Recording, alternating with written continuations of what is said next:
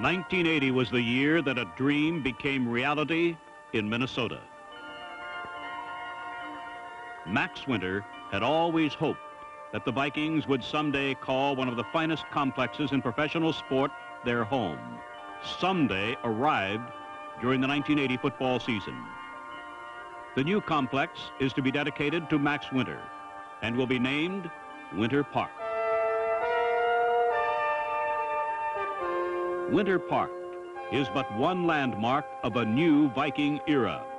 Scheduled to open in 1982 is a dome stadium in downtown Minneapolis. For 1980, however, the site of past glory remained the home of Viking football. And at the Met and elsewhere, a proud tradition was enriched.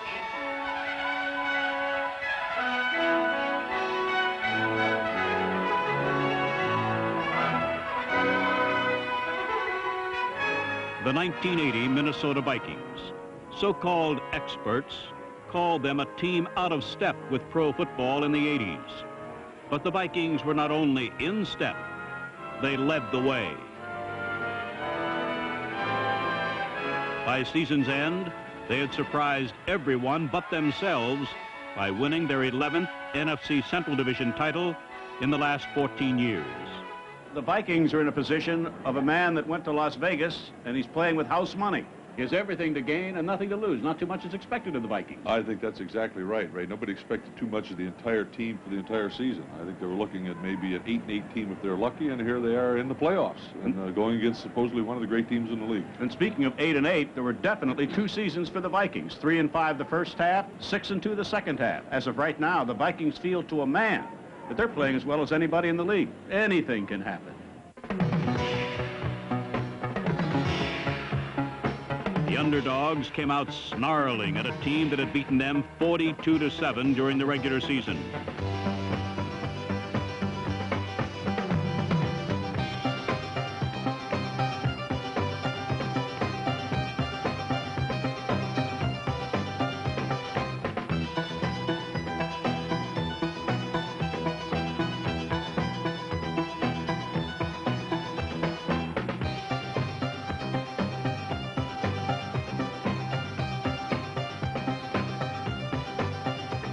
Tommy Kramer's 30-yard touchdown pass to Sammy White provided another promising sign for the Vikings. He's got it! Great catch!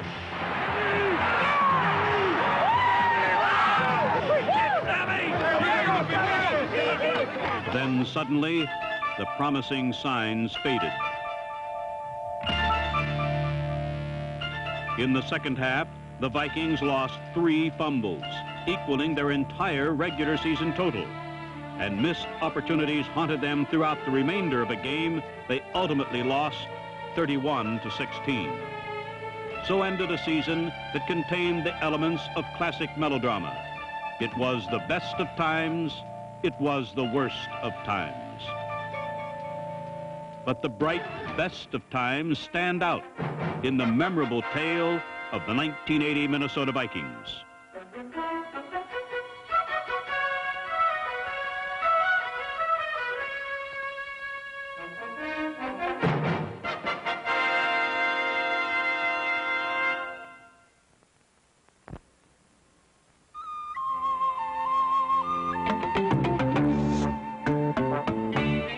You're about to see the fastest animal in the world captured. Captured by a 35mm film that's faster. Kodacolor 400. Because the faster the action, the more you need Kodacolor 400. The fastest 35mm color print film from Kodak. America's storyteller.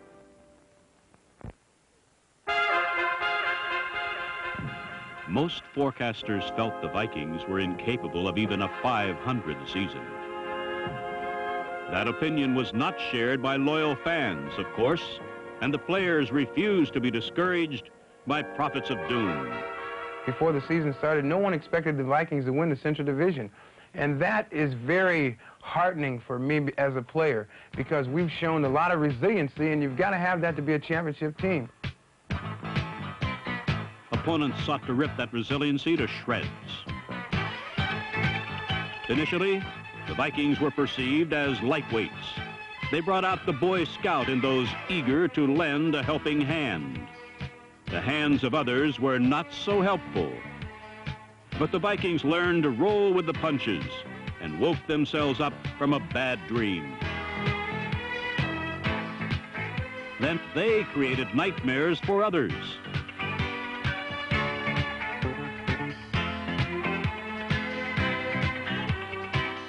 The offense found its road to recovery by way of nimble fingers that turned over the football fewer times than any team in the NFL. These fingers also wove the NFC's best passing attack.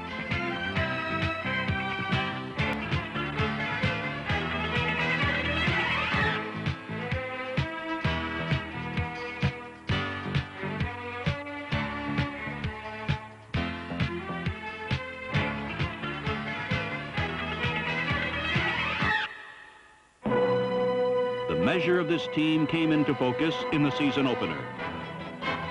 Against Atlanta, Tommy Kramer passed for nearly 400 yards and 3 touchdowns. Then, with 25 seconds left to play, Rick Danmeyer's field goal provided a 24-23 win. But the path to a title became a rocky one, as the Vikings lost 5 of their next 7. And it took veterans bred to a winning tradition to show their younger counterparts the road back. Providing inspiration comes second nature to 13-year pro Bobby Bryant, number 20, and to 9-year veteran linebacker Jeff Seaman. Tackle Ron Yary proved that 13 seasons have not diminished his abilities. His example inspired Riley, Huff, Hamilton, Swilly, Langer, and rookie Brent Boyd as the offensive line became instrumental in the Vikings' resurgence over the second half of the season. Also instrumental was a gifted young running back named Ted Brown. Brown was on the road to stardom, and nothing held him back.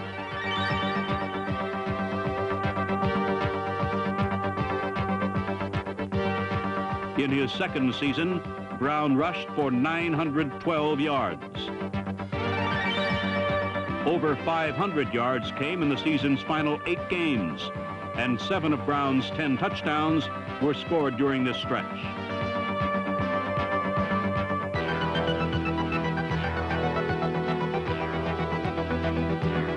A group of young veterans joined Bobby Bryant in cementing the secondary together.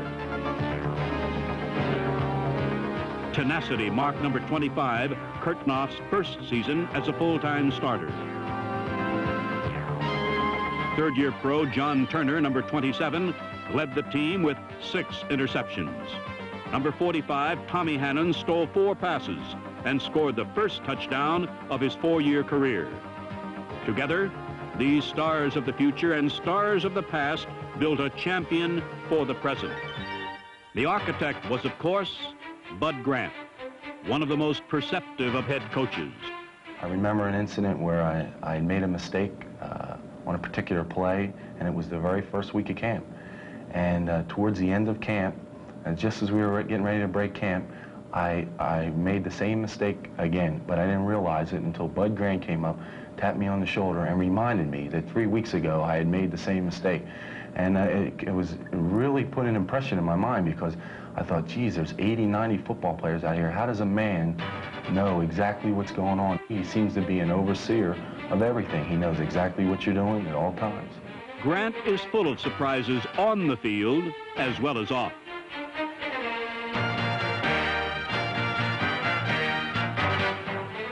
A once conservative offensive game plan was fraught with such surprises in 1980.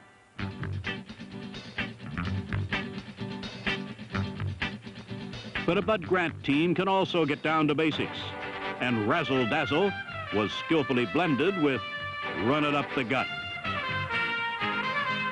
Rookie Doug Pascal, number 40, and veteran Robert Miller, number 35, were 2 backs who contributed to a balanced attack devised by offensive assistants Jerry Burns, John Michaels, Bus Mertes, and Les Steckel. And the philosophy devised by a master architect would prove part wisdom, part premonition. You can outlast a lot of teams in this business if you can just be able to exist for 16 weeks at a certain level and other teams maybe flounder when they get down to where the tough going comes along. And you can just survive long enough. Sometimes just surviving is winning. Kodak brings the instant to life. I got one. It's old Specklehead. Oh, I lost him. I caught him. The Kodak Colorburst 250 instant camera with built-in flash. Catch the sharp, rich, vivid color of 100 years of Kodak experience. Well, Billy?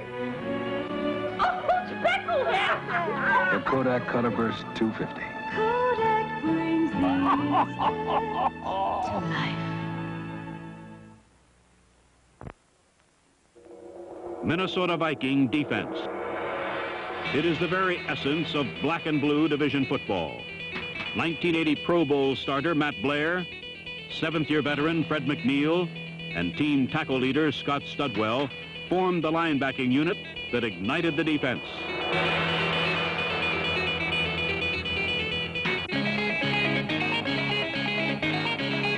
While McNeil, number 54, ran down opposing runners, Studwell, number 55, met them head-on. So did Blair, number 59.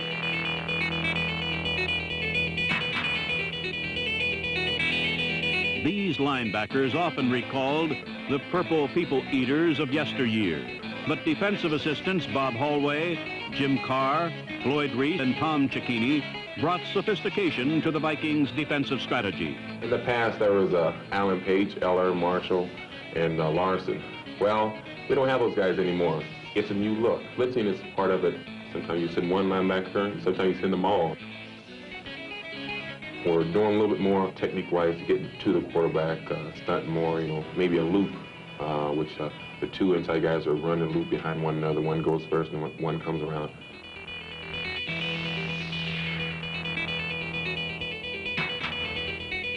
Now, you have to do a little bit more to get to the quarterback.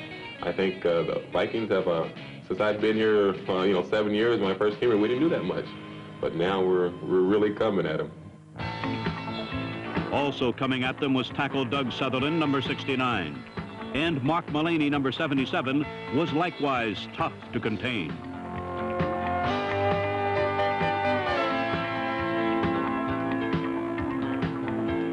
The defensive line was further ignited by number 72, James Duck White.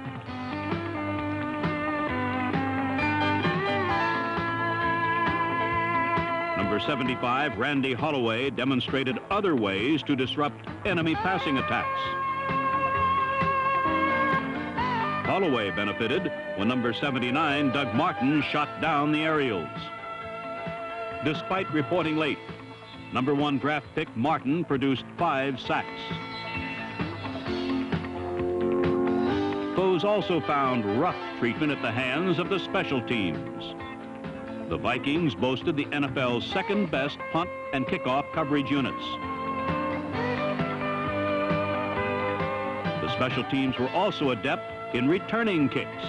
Eddie Payton, number 31, sparked a kickoff return unit that was third best in the NFL.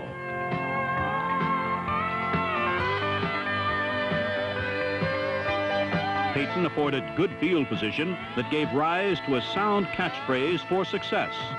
Keep your eye on the sky. In a season that saw offense reign as king, the Vikings produced the NFC's most proficient passing attack. In his second year as starter, Tommy Kramer broke Fran Tarkenton's single-season club record for passing yardage. During 1980's second half, Kramer threw 12 scoring passes and only 6 interceptions.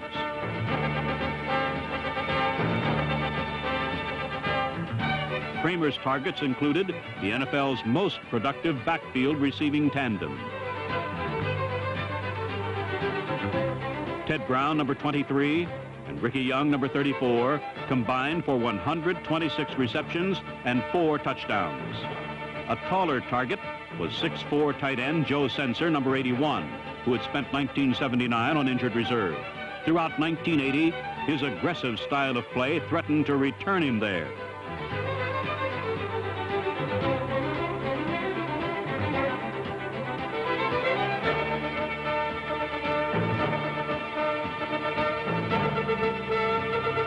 But the harder Sensor fell, the more impact he made. 6 of his 7 touchdowns came during the season's second half. Deep threat Sammy White, number 85, led the team in average yards per catch for the 5th consecutive year.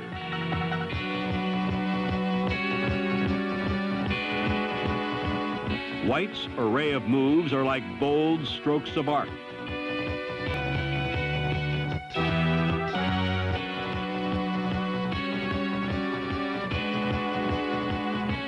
If White is the artist among Viking receivers, then the master craftsman is Ahmad Rashad.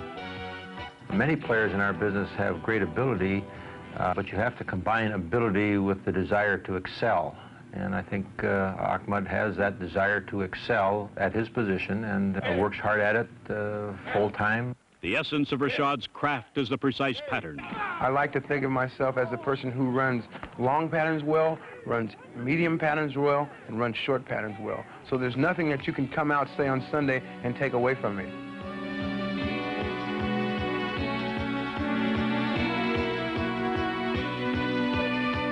Rashad's 69 receptions led a team that boasted 4 others who caught over 40 passes.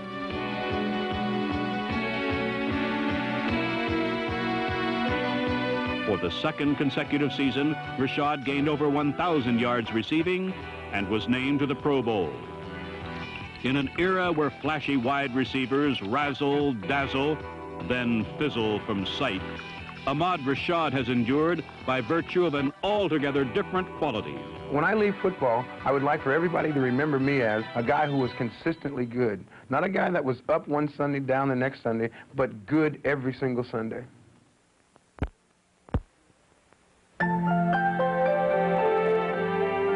Imagine a picture so sharp and so vivid that the finest detail is etched clearly and unforgettably. That's why Kodak makes Kodachrome film, the sharpest color slide film you can buy. As you can see, the sharper you want your memories, the more you need Kodachrome film. From Kodak, America's storytelling. The Vikings' 2nd season began at Washington in Week 9. Here we go, here we go, here we go!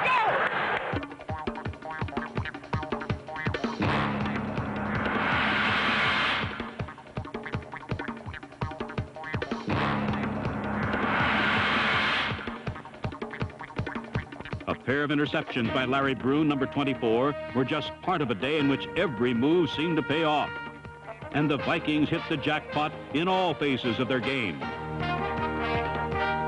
After the defense stirred a ripple on the scoreboard with 2 points, the return unit made waves when Keith Nord, number 49, traveled 70 yards with the free kick.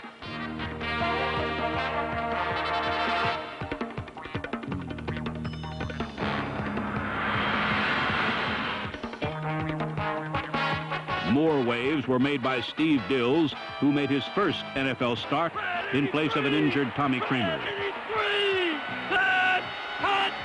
Dills threw for 2 scores in a 39-14 win. The Vikings were riding a whirlwind, but they mounted it cautiously. You can't get too high over this victory, even though we've lost the last few weeks. We've got to take it game by game, and next week we'll have another tough one. The Central Division leading Lions were revved up for a showdown at the Met, but they stalled in the wake of 8 Viking sacks, 1 shy of a club record.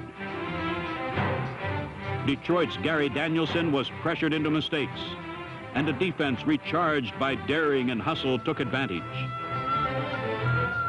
Despite a sore leg, Kurtnoff ran 67 yards for a score that helped avenge an early defeat in Detroit. Offensively, the wheels were also turning. Tommy Kramer and Ted Brown were the principal cogs.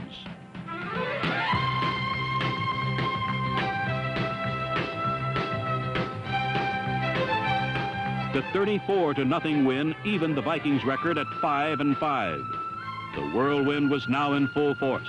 The following week, superb pass protection enabled Kramer to throw a pair of scores against Tampa Bay.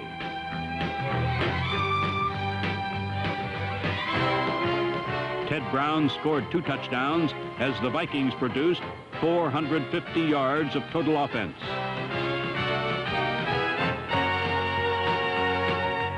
38-30 victory moved the Vikings into a tie for first place, and 2 weeks later, they journeyed to Florida to claim that position outright from the defending division champion Buccaneers. Kramer, White, and Brown, the by now familiar elements for success, continue to click. In overcoming a 10-0 halftime deficit to win 21-10, the Vikings finished their collision course through the NFC Central. They had cushioned themselves to withstand any impact. The division title loomed clearly on the bright Florida horizon, but to seize it, the Vikings would have to cut through the dead of a Minnesota winter.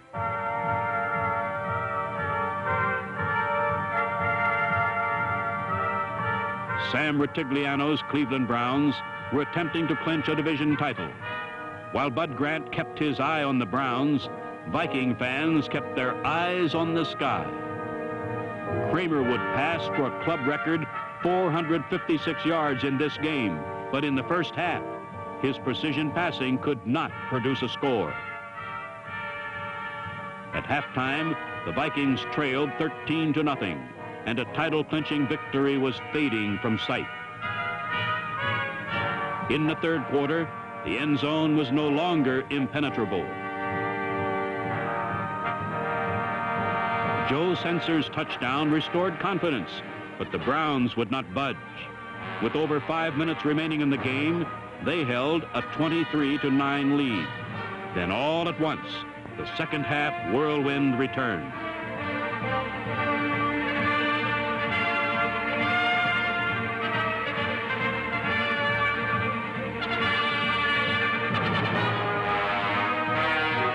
The whirlwind sent a chill through the Browns. Then Ahmad Rashad rode it to put the Vikings within 1 point. The defense forced the Browns to yield the football, but the Vikings stood 80 yards from the end zone with an unyielding clock, their harshest enemy. While time was in short supply, Viking ingenuity was not.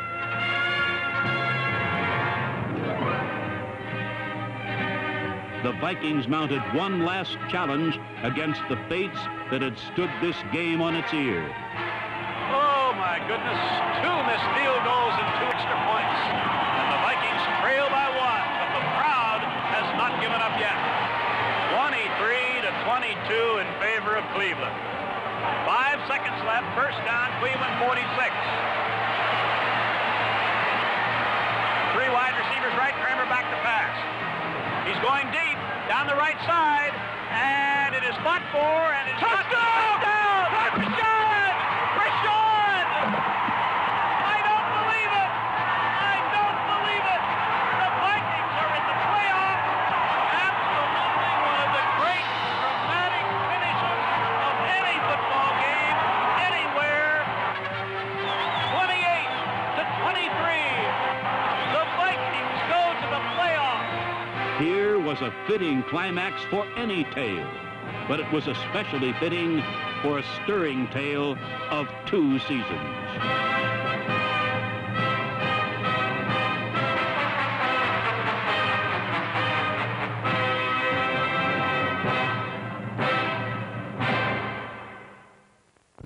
For the Minnesota Vikings, this marks the end of an era, the Stubby Eason era. Stubby was our equipment manager from 1961 until his death in April of 1981. If Stubby had a number, it would be retired, along with the Tarkingtons and the Marshalls. He's gone now.